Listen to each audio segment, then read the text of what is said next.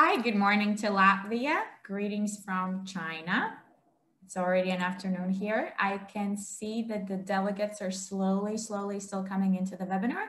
So we will start slowly with a brief introduction.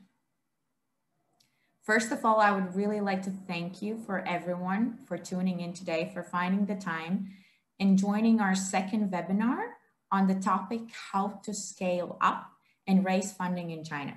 And actually, this is already the second webinar in a cycle about webinars on China and Chinese startup ecosystem.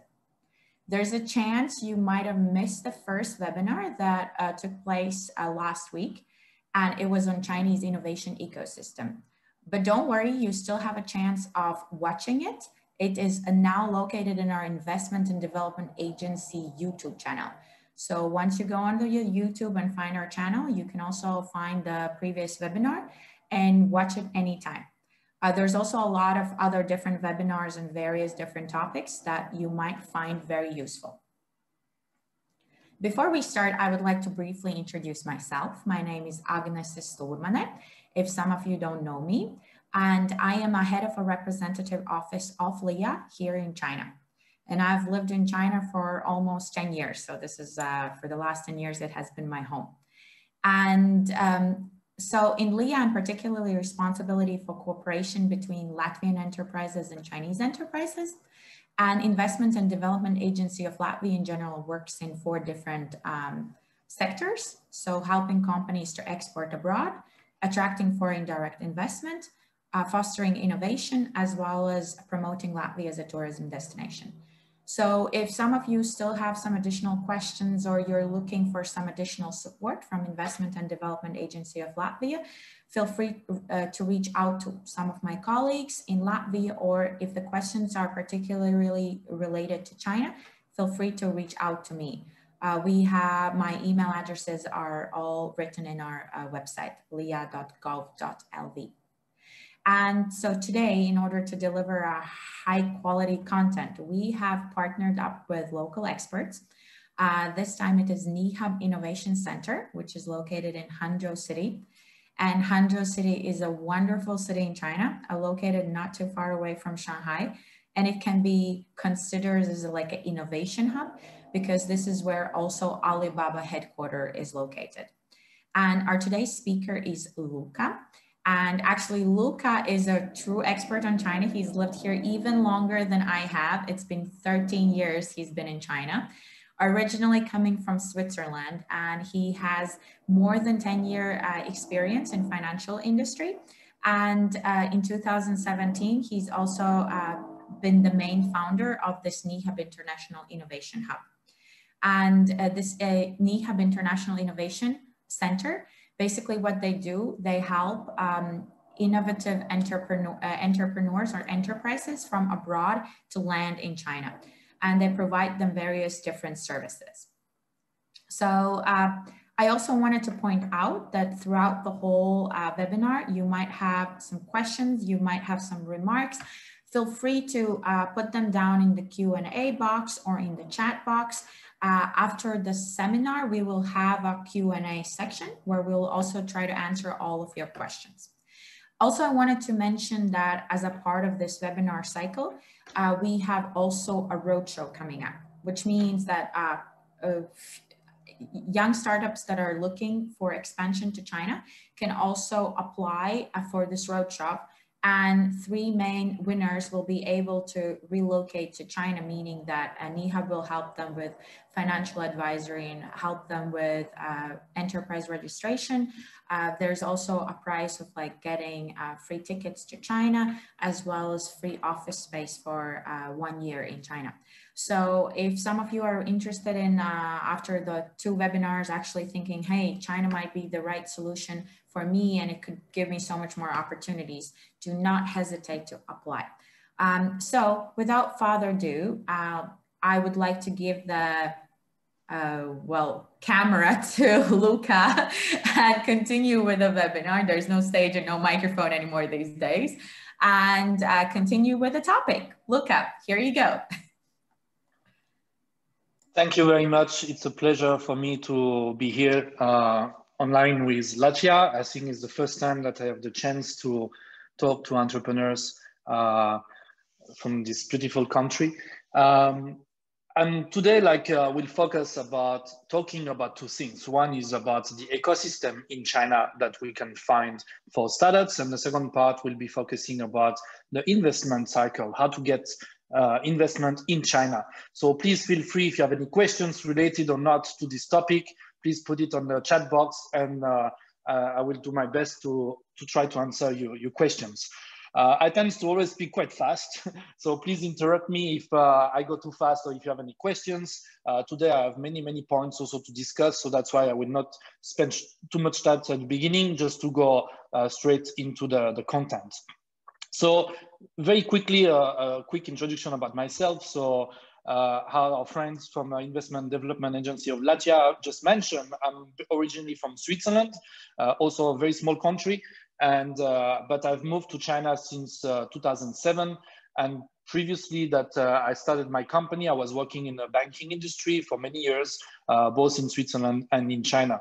You can see as well that I'm quite well connected inside this this ecosystem from for example the Hangzhou Young Entrepreneur Association, but also the Swiss Chamber board member. The reason why is because I think whatever you are, whatever you do, is very important to very well connected with the local ecosystem. And this will be also the main point of my today's presentation, because if we talk about ecosystem and if we talk about investment, it's very important to be connected, because that's the best way to not spend too much time to try to get to know the people that may support you to scale your company.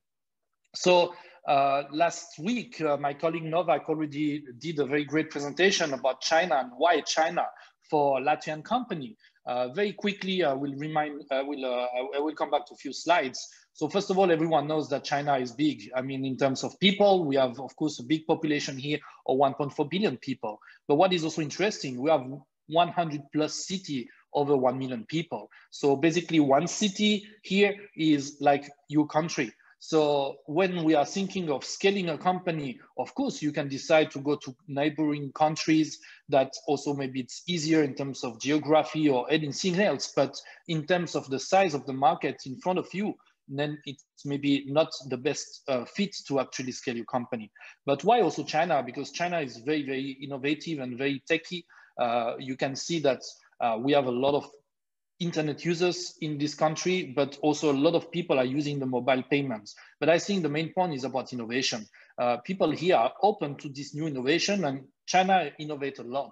So for anyone building company, building technology that focus on innovation, I would say to be in a place where we breathe innovation, then definitely it's a very good fit to grow a company. As I mentioned, I'm myself from Switzerland. I can see, of course, the innovation skills that we can find in my country, but maybe in terms of the market, it's maybe not the market which is the easiest to enter when you have innovative technology to bring inside the market.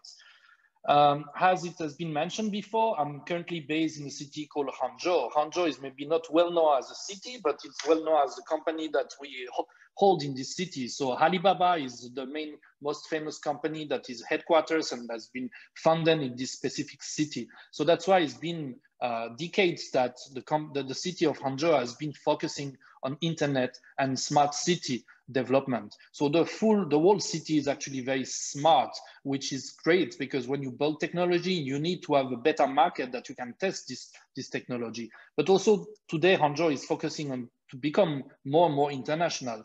We hold the G20 back in 2016, and we will host the 2020 Asian Olympic Games, which is also a clear point from the government that they want to put Hangzhou in the world map. And that's why they will also focus to support any entrepreneur that are willing to scale in China.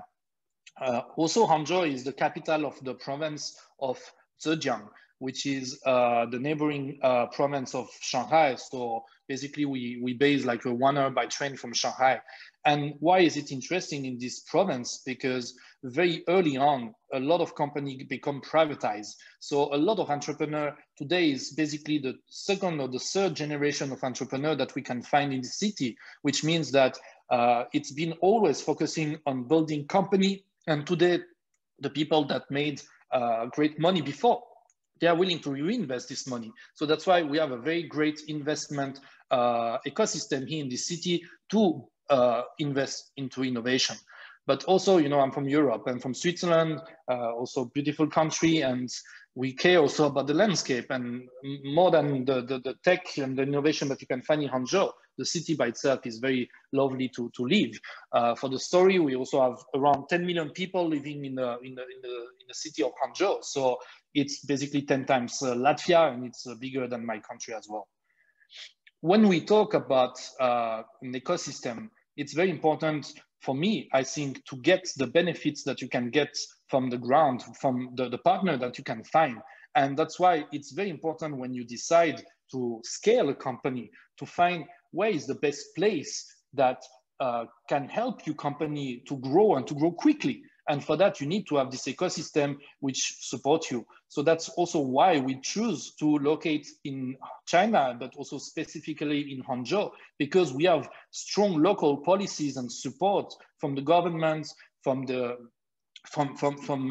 corporation that are based in this city, and because the spirit of this city, this mindset of this city is all about innovation. So we really feel that we work and live in a big incubator, that everyone is supporting each other to try to go forward. And that's why I think it's very interesting point to visit this city. So I don't know if after these few webinars you will be willing and will be interested to move and to scale your company in China. But I think at least try to find the opportunity to come and visit us, and we will be a pleasure to show you around about this innovative ecosystem. When we talk about ecosystem of innovation, I think there's 3 points that is also very important. We need to find the place that also have strong talent. Hangzhou, by having a lot of strong company, we definitely have very good schools and universities and people working in other company that build very, very strong technologies. And I think that's very important for any startups to have great talent, because if you try to develop a company by yourself, then you will not go far. So you need to find the team for that. And this is also what we have in this region. Also, everything we like to be efficient. And I think for startups, the main one of the main difficulty is the speed. You need to go fast. And as my colleague Novak likes me to hear about, China is very, very fast. And we can see here, for example, as an example, if we just need to register company in this city, basically it takes less than 3 days to get a business license and to start the operation. So everything has been made from the government, from different verticals to enhance the efficiency of all the process, to make it easier to start and to grow a company. But also something which is interesting, and I never try to compare that with worldwide data, but basically I guess we are one of the biggest, it's one of the most amazing data that we can see in the world, is like in some districts of our city, which, for example, the one what we are based, which is Binjiang, this city district invests more than 13% of the GDP back to the innovation. So that's how we can see how they really like strongly support innovation to create new company and to support new company, which is definitely something amazing that I could not find, for example, back inside in my own country. So when we think about scaling to China, of course, when we talk about China in general, people tends to be a bit scared, and I think it's normal. So that's also the reason why we are happy to share some knowledge through such webinars, because for us, I think it's important that people make decisions based on information. So if we don't have enough information, then of course we tend to be scared and we just don't do a move. So many people will care about foreign currency control or more IP protection. And to be honest, that's not the point that is, in our opinion, the most risk when you scale to China. The reason why is because there's many ways to handle that. There's many solutions to protect your company. And today China is on a worldwide standard in terms of IP protection and others. But I think the main risk, and I think this risk is not specific only to China, but to any other countries, it's to adapt to the market. So definitely if you start in Latvia and maybe you will go to Finland, then it will be easier to scale in Finland than maybe in China in terms of the culture, in terms maybe of the language or any other reason. But you will not find the same characteristic of the market that you can find anywhere else. I have many friends in Europe that they start from Switzerland and they scale in France, in Germany and Italy, and they realize that actually every time to scale into one country is basically to rebuild a company. So the adaptation to the market, it's very important to prepare.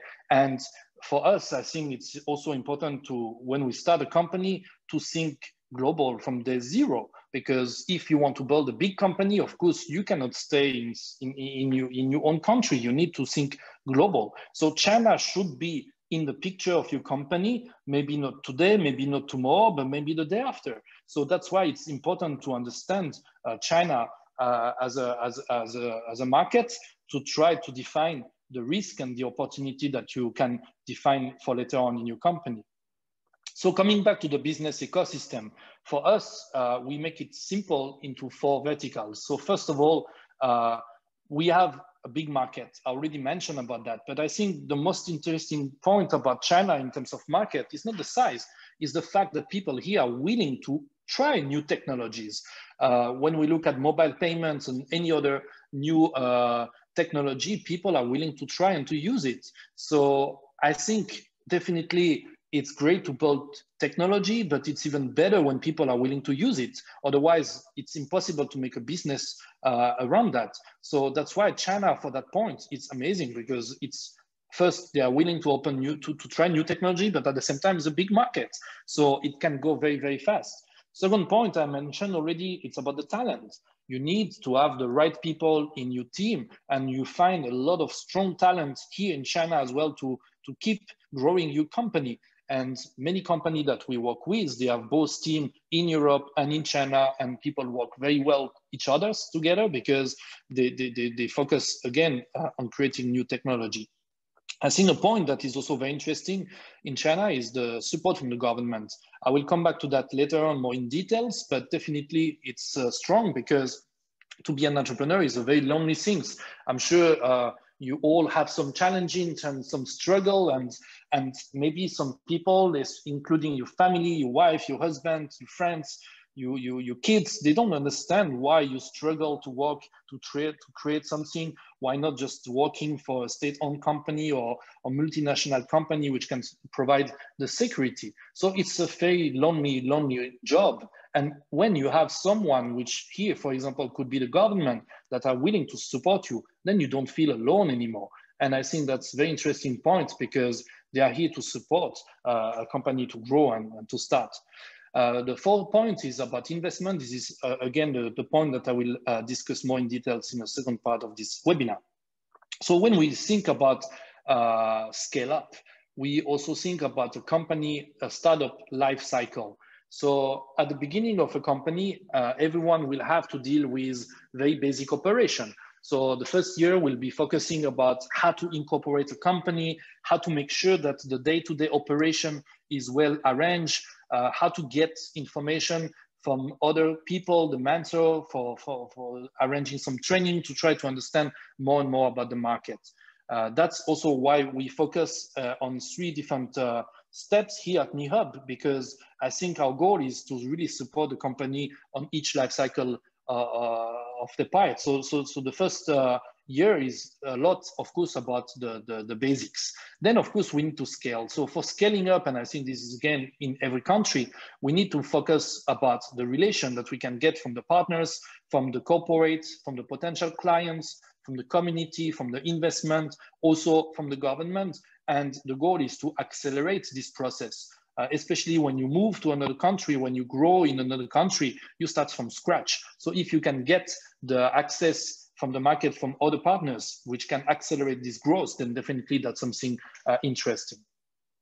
So coming back to how to raise funding in China, and please, if you have any questions, again, feel free to ask in the Q&A box. So as I mentioned, we need to start somewhere. So, I mean, you started your company in Latvia or in other countries, maybe it's not the biggest country in the world, it's good. You need to start small. You need to start small because we need to test, we need to create, we need to build. But I think what is also important is to think big. That's, I don't know the mentality of the startup community in Latvia, but for example, in Europe, and like I will say France and Germany and Netherlands, many companies, they actually just don't think too big. They say if they can become the biggest one in their own country or the second one, it's enough. And I think it's not, it's a bit unfair because they have the potential to go much bigger. And if we look at other countries, such as, for example, Israel, then we will see that they're very aggressive because from the zero, they will think globally. So as I mentioned already, it's important to create a company and to have already a global strategy. And that's why we need to start small, but think big. And when we think big, we need, of course, to include China inside the picture.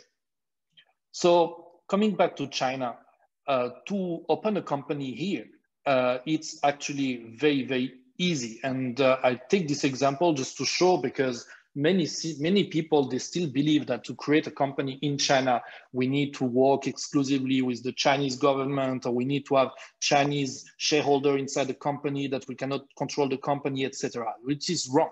Basically, first of all, you don't need to add a paid-up capital. Which means that when you open a company in China, you actually don't need to bring cash inside your account to start.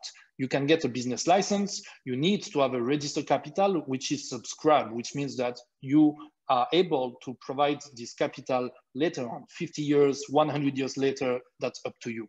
So that means that today the regulatory also make it very, very simple for people to start businesses. So without this financial aspect and condition which may block many talented people without a strong financial stability to start a company. Second point is we have some company which is called WOFE, which is Woody Foreign Owned Enterprise in China, which means that you can start a company and own 100% of it. You can own the company as an individual, or you can own the company as subsidiary from your Latvian company. So basically, again, it's wrong to say that you have and you must have a Chinese partner to start a company in China. And that's how so you can control your own stakes, because you can control the full control of your company. I mentioned already fast track and free. Basically, when we start and open a company in China, it's very fast to get the business license, and there's no government cost for that. So, which means, again, they put the criteria very low, which also it's to support to create a new company. Of course, cross-border currency is something a bit difficult to deal with because China still control the foreign currency. So that means that if you make some money in China to take it back to your country, it's possible. It's sometimes not as fast and as smooth that you may find in Europe, but it's still very possible to do it, and there's no big issue into that. I mentioned many times China support innovation, and I think again today there is not many countries that really focus on supporting startups. They will focus a lot about supporting big companies, maybe also big R&D corporates, but to really focus on startups, I think it's not many countries, at least not Switzerland, to be honest. I'm sorry, I'm not so much aware about what you can get from Latvia, but I'm sure you can get also amazing things as well. But in terms of government support, we have a lot of subsidies here. And I think governments, they are smart in one way because they understand startups. They understand the startups that they have to deal with some challenges. And one of the first challenges, of course, the financial challenge. So that's also what our company is doing. We try to reduce the cost and at the same time try to help the company to create new revenue. And in terms of cost, I think most of the startups will have two main costs. One is the office, the second one is the people. And that's what also the government here understood. So that's why they also open co-working space that are basically free for startups to work with. So like that, they don't need to pay rent and they can work very quickly and build the team and the company. We also, like, as I mentioned, they think of the talent. So the people need to work in a company. So you may have to bring talent from overseas or from different parts of China. And for that, they need also to think of the living condition. And for that, the government, they even like created some talent apartment, which is full furnished, new, and which are in disposition of our team and people working in the company, again, with the goal to make their life better and to try to reduce the cost, which support a lot of the government. But a part of these two examples, of course, is a lot focusing on the money that the company also needs. So basically, they also have some policies and some support, which basically give to the startups, and this is also open to companies that scale in China from foreign countries to get access to starting capital, which is very interesting because later on we will talk about investment. But this one is one of the best investment that you can find. They basically give you cash, money, and you don't need to pay it back. So it's really like to support innovation. So when they do that, they, again, focus as an incubator. They're willing to try to risk to invest in some startups, because if they do it well, then of course that will pay back to the economy by taxes and other things. So starting capital is something which are available as well for foreign companies scaling up in China. Then the second point is about R&D. When you need to develop a company, you have a lot of costs, of course, in terms of R&D, which also include your team expenses, salaries, and equipment and everything. So basically, they also have subsidies which can pay back part of your R&D as well, up to 10 million RMB, which is more than €1 million. Apartment subsidies, I mentioned that you have access to some talent apartments. You can also have access to, if you later on want to buy an apartment, they can even pay you some money for that. I just recently bought an apartment myself, and the government actually gave me a subsidies of 1.5 million RMB just for that, and free. And again, without the condition to pay back, is not a loan. What is also interesting, I mentioned that one of the main costs for startups is office, but also people. And here they have also like some policies which support the team to actually get part of the salary paid back for at least 3 years by the government. Of course, there's some condition in terms of what kind of project that you are developing and everything, but again, with the goal to support company at the beginning to develop. So you can see, and there's more than that, many support from the government just to try to support innovation. And I think that's why it's amazing to live in a place like that, because you can get a lot of support from that. Coming back to the main topic of today, which is how to raise money in China. Of course, that's the main struggle for startups, to always have enough cash into their bank accounts to develop. And that's also why here at NIRAB, we try to work a lot with Europe, because it's sometimes easy to get some money to start, but sometimes it's maybe more complex to keep raising money to develop the company.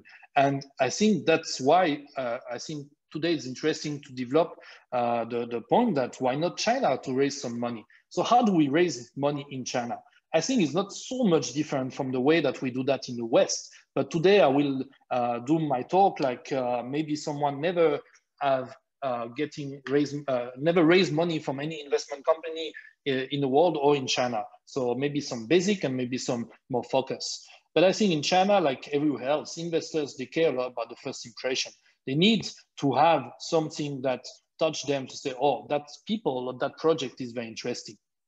Of course, we need to focus on technology, which means that today, to be honest, if you try to scale in China, it will be easier to scale in China if you have a core technology that cannot be found here in the market. If you try to just bring a business model, to be honest, that will be very difficult, because business models have been well developed here in China for many years. And today, basically, everything that has been developed anywhere else is also existing in China. But if you have a strong technology that has a competitive advantage, then you have a very strong market in front of you that it can be open for you.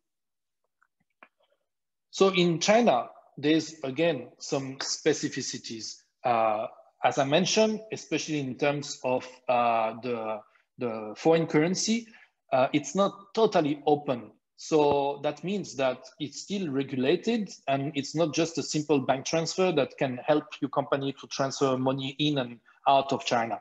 So that's why also there is a strong regulation of when investment company invest in company, most of them, they only have the possibility to invest into yuan, RMB, which means that if today you try to raise money, be open to get RMB inside your company, because yourself as an operation, you will have the possibility to transfer back part of it to your main company back in Latvia, for example, and exchange that into euros or any other currency that you need. But if you try to raise USD or euros from the investment company in China, then you will already close the door of more than 90% of the fund, because they don't have the possibility. So that's why you need to be open-minded to also work with local currency. Of course, again, you have a different process in China. So the way that we work here in China, it's maybe also different from the West. So that's why the way to get into these investment norms needs to be understood from the beginning. And that's also our role here in our company, is to support this process, because at the end, I think no one cares so much about the process if we get the result. So if we help you to successfully raise some money for your company, then I think even if the operation has not been the same as the West, is not a big issue, because the market is just different here. If we look at some stats, so we can see the investment in 2020. So that was for the Q3 of 2020. We can see that Asia in general is, in terms of deals, bigger than what the number of deals that we found in North America, and of course, much bigger than what we have seen in Europe. So we see that Asia is, and especially China, is very, very strong in terms of investment inside some startups. And that's why it's, again, a big part of the world that you just close if you are not trying to get to know much about this country. So be open-minded and see what can be done also to support the growth of your company. What kind of investor we can find? This is maybe very basic for people. For some of you, maybe new for others. So I will very quickly go through. So first of all, when you start a company, we always have the first part of the money that we can find. And this is what we call love money or seed money. So this is basically when yourself, you invest in your company when you start, or when your parents or your friends provide you some money to start your company. So that will be the first stage of startups to raise some money. The second stage is the angel round. This will be maybe individuals or maybe funds that invest early stage, very, very early inside the stage of your company. And they take a big risk because maybe you don't have much at that time, but they also expect a big return. So there is a type of investors which is called angel investment. Then we have other type, which is in terms of number of funding raising that you provide. So we normally have the pre-A rounds, then the A rounds, and then B, C, D, E, F, etc. rounds. So basically that's different stage of funding that you need to prepare for your company. What I would like to mention here is, for us, we believe the company is ready to scale only after getting angel round. Of course, it's not every company that needs to raise some money, but why we still suggest to be open to raise some money from third-party investors, because you don't get only money, you also get access to their relation, to their network, to their potential clients. So that's also what accelerates the growth of your company. But when we look at a new company, we often have some company that approach us and they are just at the very, very beginning. And in our opinion, it's just maybe too early. As I already mentioned, we need to start small and think big. But I think there is a stage for everything. So if people are willing to move to China and to start from China, why not? But if a company is currently based overseas, focusing on the overseas market and try to raise money from Chinese investors to develop the overseas market, that will not work, to be honest. So basically, when we help company to raise money, it's also to help them to raise money for their scale-up strategy. And that's why it's normally after the angel round, which is, as I mentioned here, around the pre-A or A round of company. when we look at what does that mean in terms of this different stage, especially in China, love money and seed is basically when you have nothing, when you start, when you have just a piece of paper with some idea on the paper or on a PowerPoint. That's when you look for money from friends that are willing to support. Angel round is when you have a prototype. So when you have already something that you can showcase about your product or your project or your technology. When we look at scale up, is really like to scale in terms of users. So when people try to approach some investment company here in China, but I think also overseas, they will look at your data. They will say, okay, you started your company months ago, a year ago. How much users do you currently have? We don't expect that at that stage you have millions and billions of users, but we want to see inside this small timing, how many users did you attract to work on, or how many beta test users do you have for your technology? And this is already interesting to analyze a company at that stage, because again, China can open the door for you and open the user number as well. So that's at that stage that we start to be very interested to look at it. A round will be focusing more about the revenue, about your cash flow. How much revenue or how much money did you get inside your company from your user, the monetization part of it. And then later on will be more about profitability. So I think this is important to understand the different stages, because that's also from the beginning that you need to try to have a strategy for your company. And if you plan to develop your company globally, also maybe in China, that's something that you need to discuss from the beginning. So we often have the case that company, we say, sorry, we cannot not help you today to scale because you are not ready, but we are happy to help you today to try to define the strategy for tomorrow. So please feel free to connect with us in any stage that you are. Also, what is also interesting when we talk about scale up, there's not only VC. What is VC? Is venture capitalists. So basically it's funds that the job is just to invest. We also have corporate VC. Corporate VC is basically a lot of big corporates that also have an arm which is for investment, and they are also here to invest inside new technology. Why this is strong? Because that helps you to scale, because they already have clients, because they already have access to the market. So you get not only the money, but you get also access to the market, which is basically helping your company to just become a rocket and grow very quickly. So basically, as I already mentioned, we think China should be in your picture when you are on a second or third round of investment. This is the good time to think of why not trying to scale in China. That doesn't mean, again, that if you are earlier than that, the door is closed. That doesn't mean that if you are later than that, it's closed as well. I think there's a good time for everyone. And of course, any companies, they have different specificities that we are also very willing to discuss. In terms of timing, in China, when you raise some money, it's very similar to the West. But sometimes it can go very fast. Doesn't mean that it goes fast all the time. So it's very important to be patient. But what does that mean for startup to be patient is to have enough preparation. Because if you are too patient, maybe you don't have cash anymore in your bank account and you fail not because you didn't have a great project or great technology, you fail just because you don't have money to pay the salary.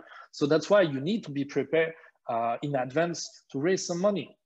And I think as an entrepreneur, you always need to look for money. Even if you don't need it today, you may need it tomorrow. So that's why for that, you need to prepare. In China, how does it work?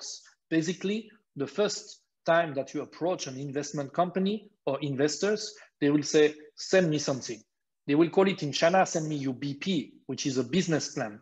And this sometimes is not well understood from the Western company because they believe a business plan is a big Word documents of 100 pages, which detail everything about company. It's basically just a pitch deck. It's basically just a few slides which can explain what you are doing. So it's important to have a business plan or pitch deck ready as well to send that to the investment company for them to be interested to do what? To arrange a first meeting. So basically you will get a first meeting If you get the first meeting, means that you already have big chance, because they have been interested by what they have seen inside the description of your company. Then if it goes very, very well, then you will have a second meeting. The first meeting will not necessarily be done by very high level people inside the investment company. But if you get a second meeting, that means that the lower level already arrange a meeting with the higher level, and this is basically a very good view that you may get the investment from this company. So very important to try to get first and second meeting. Here I mentioned about NDA, non-disclosure agreement or due diligence. What is important to understand is most of the investment company, they don't care about stealing your ID and everything like that. Many people, just to send a pitch deck, they will ask to sign an NDA, which I think it's wrong, because investment company will not waste the time to sign the NDA with every project that they read, because for us, we also read easily 30 to 50 projects on a weekly basis. So if we need to sign a paper, an NDA with all of this company, we just basically spend our time to do that. So don't send confidential information, don't write confidential information inside your pitch deck. And only after we get a second meeting, then it's at that time that the investment company will ask about very detail. And for that, you will have to sign a due diligence, NDA agreement to make sure that all information that you share at that stage, that will not be disclosed to any third party. And after they do the due diligence, then they may go inside proposing you a deal, an investment contract. And that's also an important part, because sometimes startups, they don't have the time. So they will be open to sign anything that says that I will give you some money. But funds, they are smart, that they will try also to trick you when you reach that stage. So that's why it's very important to read carefully the investment contract and to be well supported by professional that focus on contract. For that, how do you find the investors in China? Of course, you have a lot of pitch day and roadshow. We mentioned that we are also arranging one. The goal is also to showcase your company, to create interest inside the investment company, and of course, definitely to meet some potential investors that will be willing to follow up with your startups. So that's something that we arrange, and that many other companies arrange all around China on a daily basis to showcase the potential investment opportunity that startups can propose to any investment company. You have some financial advisors. Their job is basically to help you to go direct to the right investors. That's also what we do, because we also invest ourselves, but we co-invest with other financial investment company. The goal here is to really go to the right target investment company, because the investment funds, as I mentioned, they not invest all of them within the same stage. If they are angel investment company, they will not invest in the B round, because it's just not what they are looking for. So we need to find the right investment company for you, which invest in the right industry, in the right stage, and also can fit with the personality of your company. The goal is, of course, again, to arrange one-to-one meeting, because that's really the time that you can spend to define, to discuss, to develop, to introduce all of the details about your company. There is also some competition which are organized by government or third party, which can also showcase your company. So there's many places that you can find some potential investment fund that will be interesting to invest in your company. How does investors evaluate project, evaluate startups? First of all, I like to show this slide, which is 10 reasons why startups fail. And please spend 1 minute, take a screenshot or look at the record of this webinar if you want. You can forget about everything else that I mentioned, but please don't forget about these 10 reasons why startups fail, because most of the startups that we have seen, big or small, it's for most of them for this reason that they suddenly disappear. First of all, no market needs. Sometimes, unfortunately, you just don't have the need within the market. So again, I took the example that maybe you are building a very great company in your country, that maybe it's not the right market to go into commercialization. So you can have your R&D team based in Latvia, you can have your team over there, but maybe the market to commercialize, to monetize, it's not there. So if you try to sell something to a place that people are not willing to buy, you just waste your time. Then run out of cash. I mentioned about that. It's very, very quick that company burn money and they use money. And that's why you need always to be in advance to make sure that you have enough cash to pay the salary of your team. The team is important. If you don't have the right team, definitely it will be difficult to build a great company. So very important to, in advance, to find the right team. When we come to China, definitely people will say, do you have at least some Chinese people in your team? If you don't have any Chinese people in your team, how can you make sure that you understand the market? So that's all some points that are important to consider it. Get out competed. Definitely there's a lot of competition in innovation. So that's why you need always to be fast. That's why you need always to be in advance of your competitors. And that's why China being fast, China help you to be always faster than the others. The pricing, the cost issue, that's very specific to what you're building. User-unfriendly product, very important. I take an example about one big company that kind of failed in China, Uber.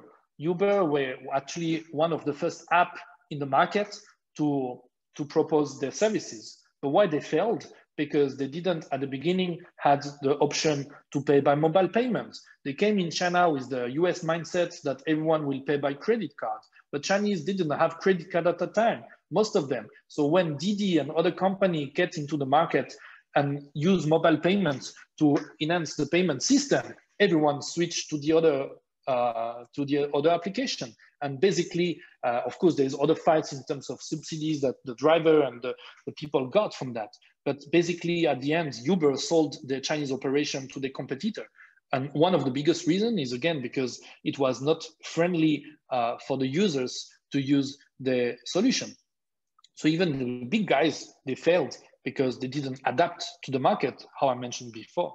No business model. Many companies, they build amazing things, but they just don't know how to make money from that.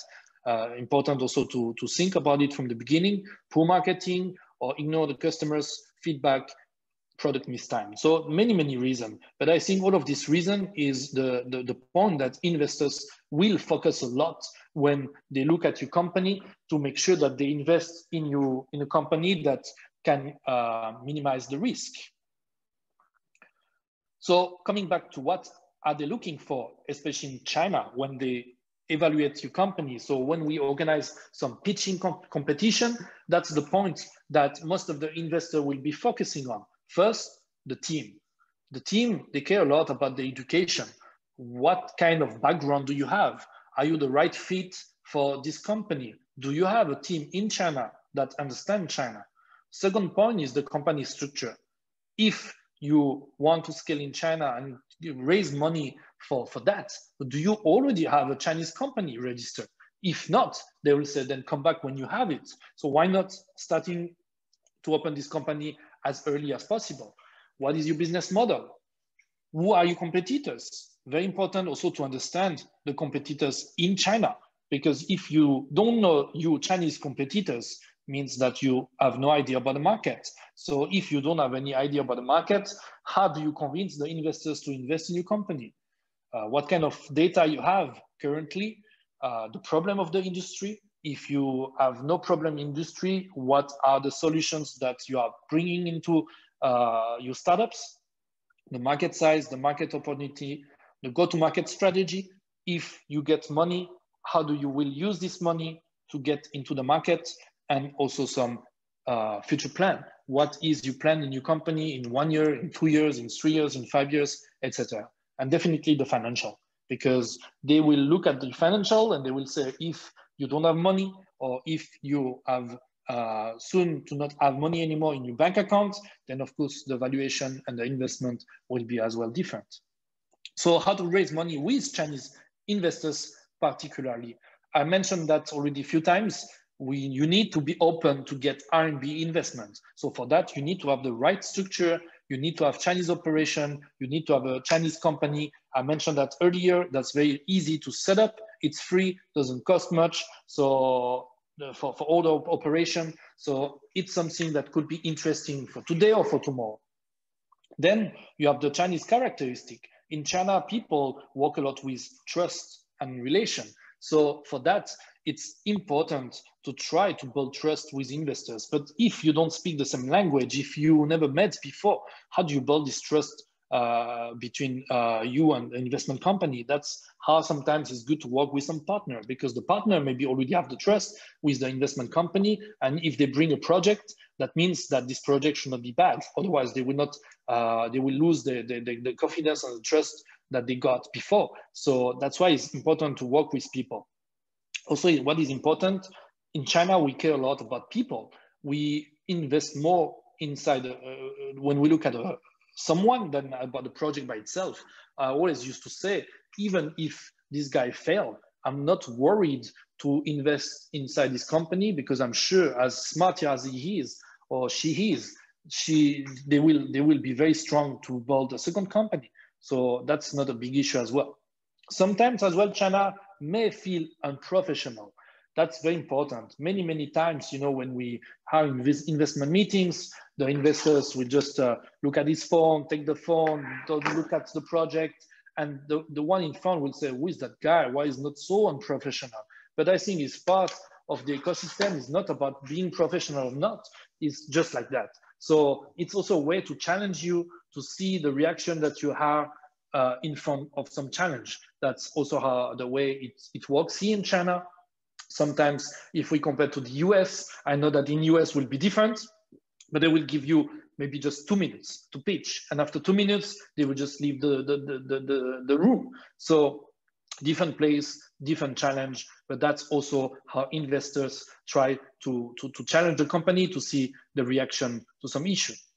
Chinese, definitely, it's important. My English is not good, but I guess most of people here understand English and speak English. But my point is, China is currently the second biggest market in the world, maybe soon to be the first one.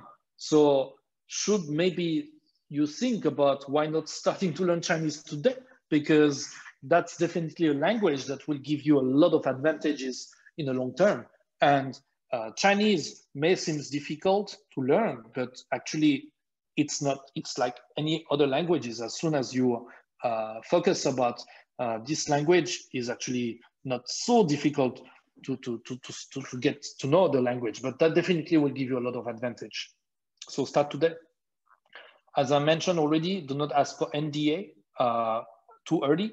So don't be too much conservative in fact that people are not willing to try to steal your project. They just want to see if they are willing to invest in your company. So for that, don't showcase too much confidential information. Just give the big pictures. And if they're interested, they will go in details. So this I already mentioned. Do reverse due diligence. When you work with some investment company, they want to know who you are, but you need to know who they are, because it's like a girlfriend or boyfriend. That doesn't match make all the time, but maybe they will introduce someone that will be better fit for you. So they may introduce someone that become your clients or become anyone else. So it's very important to take any opportunity that you have in front of you by trying to know them before you meet with them. So like that, even if they're not willing to invest in your company, they may introduce you a potential clients or potential teammates or potential CEO for your Chinese operation. So it's normal to be rejected, but take the maximum that you can from each of the meetings. For that, you need also to get as many feedback as you can. We have many companies that they don't like to hear that they are not good or maybe not the best. But I think it's important to try to get feedbacks. That's also how we understand the potential and the risk and the challenge that we have in this market. Maybe there's a way as well to adapt to the market, as I mentioned before. So we need to be open-minded and get feedbacks from the investors. So the priority when you try to raise money from Chinese investors, first is to get a meeting, one-to-one meeting. Do your best, work with people like us to try to get one-to-one meeting. Then you need to pitch as an investor pitch, which means you need to introduce your company, not just focus on the product. That's something that many companies also make mistakes. They just basically spend 1 hour to discuss about the project, but they don't actually introduce the company very well. When we invest in a company, we don't invest in the project, we invest in the company. So very important to give the full picture of your company. How much you raise? We normally say that a company, as I mentioned before, you need to have few different stages of raising funding.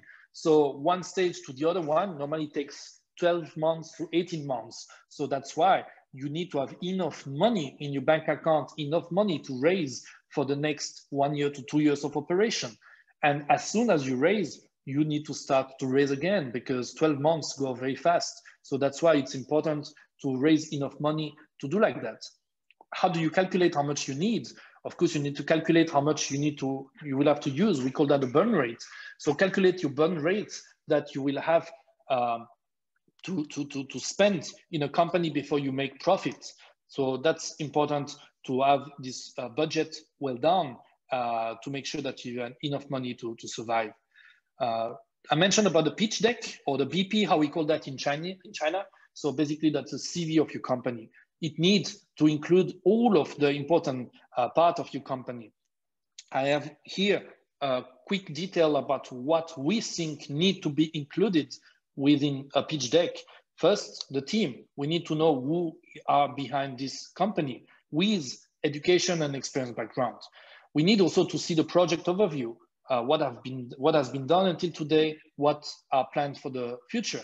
The market overview, the environment, the problems of the industry that you try to resolve with your solution, the business model, the revenue model, the products, the competition analysis, what are your advantage compared to the competitors, some data, your development plan, and the financials. So that's some points that you will not, if you already did raise some money, will not be new for you, but very important to include that to have a full picture of your company. Many people, they just give us an executive summary of a project. To be honest, investors, they don't waste the time to look at that. They just skip it. So prepare your deck. And that's also why we do this competition and this online pitch roadshow to help you, to support you, to develop all of the material that you need to be ready to be in front of Chinese investors or foreign investors. This I will just skip because time goes fast. Finally, very quickly, I will mention a few words about us. First of all, we love this sentence. In the West, everything is easy, but nothing is possible. In China, everything is difficult, but nothing is impossible. You may agree or you may disagree. I think the point here for us is let's link the West and China. Let's work with each other to try to help you to support and grow your company. And definitely, we believe that China should be inside the picture of your strategy. And if you have not enough information about this market, that's our job to support you and to develop all of these things. So how do we do that? Many different ways. Government relations, that's something that we also help a lot by helping you to get inside some competition, which can also help you to provide some prize money if you are on the top of this different competition. So this I will not talk too much in details today, but feel free to let us know if you will be willing to participate to such competition. Basically, it's all of this kind of project are free, but with potential prize money at the end, and also with the possibility to get to know more the government and also to know more about the market. The second point is about investment. So our company, as I mentioned, we also do investment ourselves. We have different sectors that we focus more, AI, IoT, big data. I mentioned we have very big smart city environment. So that's why we focus on these different sectors: intelligent manufacturing, new material, medical, etc., etc. We focus on Series A and pre-A round mostly. So feel free to let us know if you are looking for raising some money. We could be interested.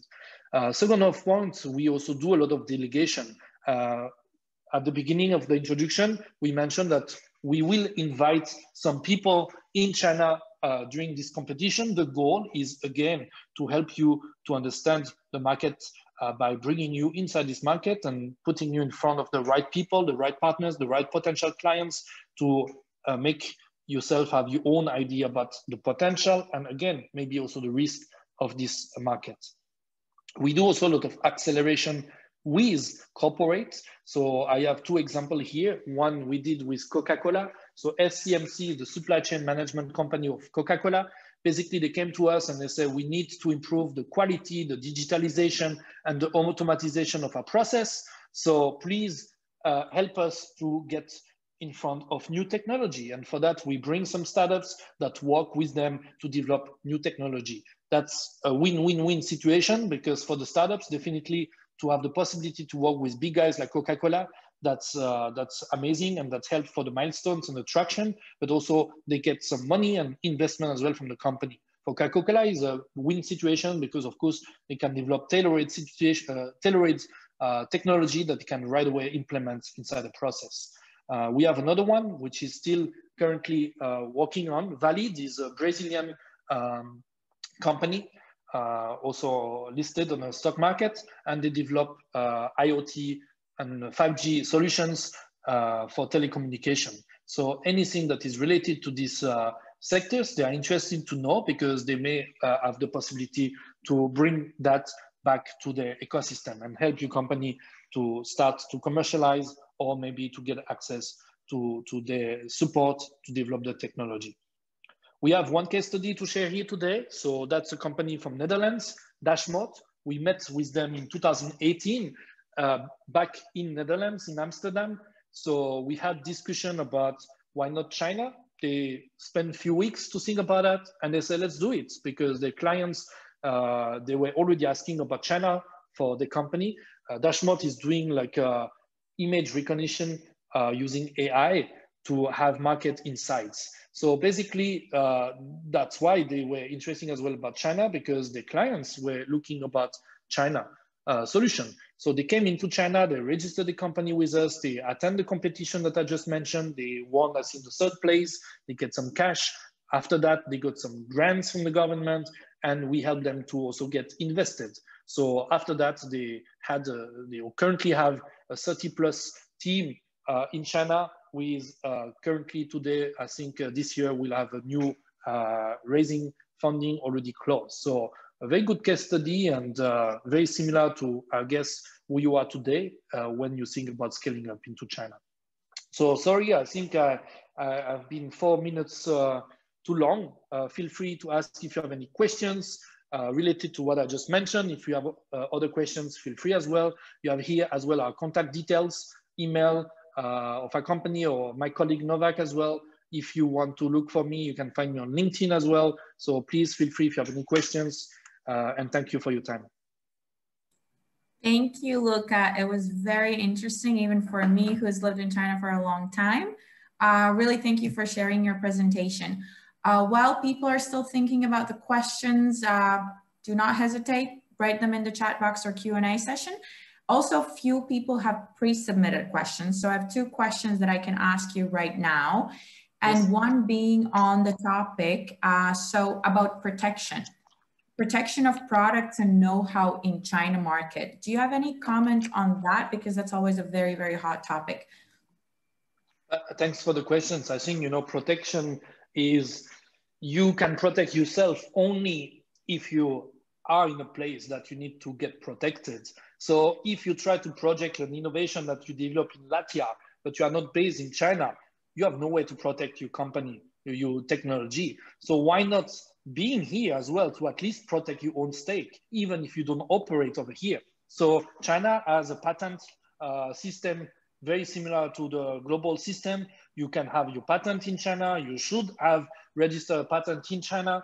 If you have your own company existing as well here that can help you to protect all of your stakes, and of course you can develop your business to do like that. So the system over here, the legislation system, is made to protect any technology. But of course China is very aggressive or opportunistic. If they see a good potential idea, they will try to make it themselves. But if you're already here, they will have no choice. So again, the best way to protect yourself is to be here and to try to do the opportunity, because if someone wants to steal your company, means that you have a big potential as well. So why not trying to do it by yourself? But again, in terms of legislations, in terms of regulations, everything is very, very similar to what we can see on the West. And if you have if you have done your job very carefully, then you have also the same way to protect yourself. And many Western companies win all of the lawsuits that they may have within the system. I take one example. There is a company doing sportswear. I forget the name, but basically Lini? I really forget like that. But basically what they did is like they were very strong on the West, and they didn't register anything and open shops in China. And someone copied everything basically from the shops, and the Supreme. And they actually copied everything, and they opened operation. They actually opened a company in Italy, and they used that company to open the company in China. And basically everyone was thinking that was the right company. Even Samsung for the phone, they partnered with the fake company to do that. But the main reason why they couldn't protect themselves is because they were not here. So if they were here from the beginning, then of course they will have to protect themselves from the beginning. So many people, they don't look at China. You know, as I say, you can decide to not do anything in China, but you cannot close your eyes, because he is strong, he is fast, and he is a big market. So the best way to protect, I think, is still to be involved and to be active inside this market. I completely agree with you. By the way, also I want to point out that there's IPR Help Desk, which is established by European Union and is free of charge as an informative resource. They have a website. We've done a couple of webinars with them as well. Again, on our YouTube channel, you can check out one of the webinars which we've done with particularly on IPR protection. But I completely agree with you, Luca. Like, I mean, Chinese market, it's so important to protect yourself before coming here, or when you decide to coming here, it's extremely important. They do have their protection systems, but yes, you have to register all these things separately here in China. Either it's trademark or it's a patent, and so on and so on. We have one more question coming in. First of all, the attendees also saying thank you for the presentation, that they really enjoyed it. And could you please elaborate a bit more on which industries or segments do you see some gaps or a potential for Western startups when they're coming to China? So, I mean, that's definitely a big, a big question, because of course, I think, you know, there is different ways. First of all, as I mentioned, if you have a strong technologies that can be supporting inside the ecosystem, then there is a big advantage. In which area, I think, is very open. But, you know, personally, we really look strongly about 5G. The reason why is because internet help companies to change everything offline become online. But actually 5G today is doing the opposite, is taking everything online back offline, which means when you have data from online to put it back inside the infrastructure, everything will have to change. And you can see today the cars are changing. You see many things that are changing on a daily basis. So basically everything that you know today will change, in my opinion, because data will be available within the infrastructure. So that means that every technology that is related to analyze the data to provide a better user experience will be amazing. So this part is, I'm sure a lot of people all around the world are developing technology, AI or IoT or other things that can support this transformation. But definitely the market that they will use that at the beginning will be China. We are already starting to use that. You already have no driver cars in the streets. So definitely that's a big potential for Western company to bring such technology that are open to be put into the market today. But another things which are interested, you know, we talk a lot about protection, about China stealing from the West. But actually today, I think there is an opportunity to steal from China in one sense, because we are building very strong, big potential company and technology in China that today is not existing in the West. So why not look at what China put in place, and why not trying to develop that into the Western market? So I think there's big potential, and I think that's why our main goal and our only goal is to provide enough information between China and the West to see the opportunity. And of course, to make sure that there's no risk as well inside the operation. I know it didn't really answer the question, because if I have the right answer, maybe I will not talk to you today. I will be working on that. But I think basically, if you are smart, if you have a strong technology potential or business model, why not? Let's see and let's discuss. Really looking forward to open. Thank you for your answer. We have one more question that came in from Nicholas, who was asking, so what would be the best steps of preparation before you come to China? So let's say I want to move my startup to China. What are some of the steps I should be taking in advance, for example, like related to my team, legal, manufacturing, networking, language, housing, and so on and so on? Yes, so I think personally, I will suggest you to really look at what we are currently doing as well with Laya, Leah or Laya, sorry, I forget.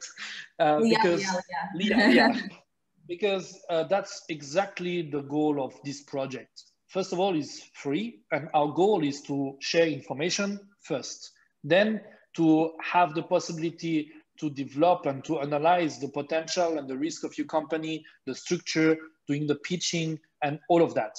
The reason why is the preparation is very important. That's also why we invite people to come to China. But when we invite the people to come to China, we make sure that we well prepare the trip before they come, because we don't want to waste your time. We don't want to also put you in front of people that could be risky for your business. So the preparation is very important. So I mentioned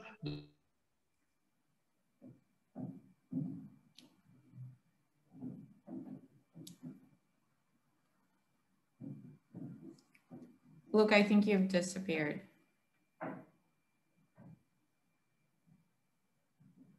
Novak, are you still there? Am I still there?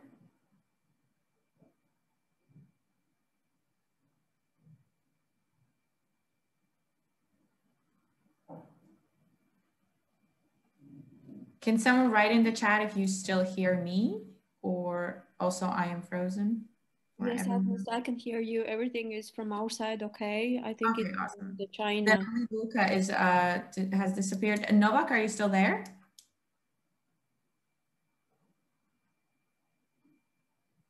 I think they're in the same room. They might just tune in from Novak's laptop.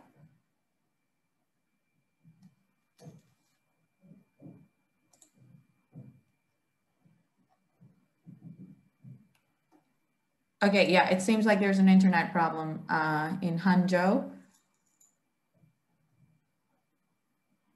Let's wait for 5 seconds and see if there's some development in the issue. And if not, then feel free to submit any questions even afterwards. If you still really have something that we didn't answer, we're happy to answer them afterwards, also the webinar. And everyone can still hear me, great. I was not prepared to do like a long monologue by myself, but it is what it is. The guys, Luca, are you still there? Okay. Novak?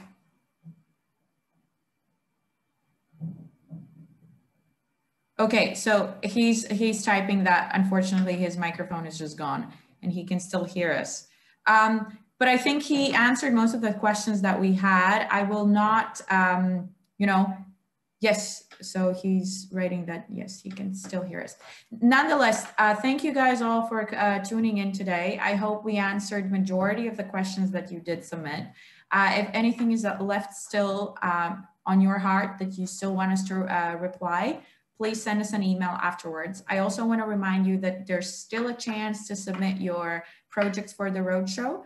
And that might be like a first step in opening towards your China journey. And what I really am hearing a lot also from the international corporations that nowadays, this is where basically the new innovations are starting and companies are willing to implement new technologies, often way more faster than in Europe. And it's actually not a bad place where to be these days. So, thank you guys for tuning in. And if you have more questions, please. Luca, you're back? I'm back. I don't know if you can hear me. Yes, you're back. I already was Okay. talking to everyone. But if you wanted I to don't know what happened. I don't want to happen because I can hear very well. Novak's computer was same as mine. I don't know. Well, so did I answer the question? I forget. I think you did majority part. Okay. I have no other questions, so I think we can slowly also close the webinar. Perfect. But yeah, feel free to connect with us or connect with Agnes, and let's feel free to. I mean, I'm looking forward to work more with Latvian startups. I mean, it seems a very exciting ecosystem, and let's do some stuff together.